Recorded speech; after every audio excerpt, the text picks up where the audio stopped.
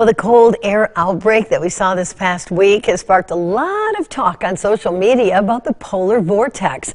While the polar vortex is nothing new, 6 News meteorologist Kendall Wilson says the recent buzz on social media has brought a lot of attention to a weather feature that is always present.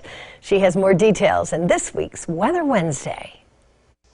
This past week, most of the United States had to deal with some really cold temperatures. For us here in mid-Michigan, we had to deal with wind chills of nearly -20 degrees. And in Montana, it was even colder, with wind chills ranging from -40 to even 70 degrees below zero.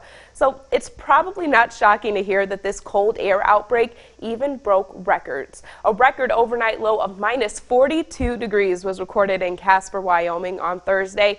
And that frigid air actually made it one of the coldest Christmases in Tampa Bay, Florida in more than 30 years.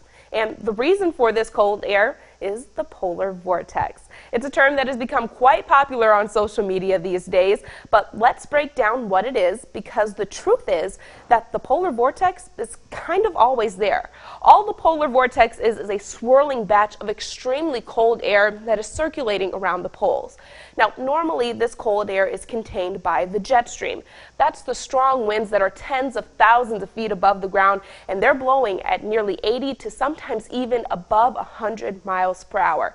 And those strong winds usually keep most of the vortex, and thus that cold air, contained and basically trapped around the poles. But when those winds begin to weaken, that cold air can't be contained as well. So it begins to travel down to the south, bringing all of that frigid Arctic air a little bit closer to us. And that's what we dealt with this past week. But it does look like there's some good news in our forecast, at least. This cold air is by no means permanent. And by the end of the week, we could be dealing with a completely opposite situation, with temperatures in the upper 40s to nearly 50 degrees to ring in the new year. So even though the term polar vortex has been popularized on social media over the past decade or so, it has always been a part of the weather. But the next time that you hear that phrase, it just means that you might want to grab that heavier winter coat and prepare for a brief blast of some really cold air.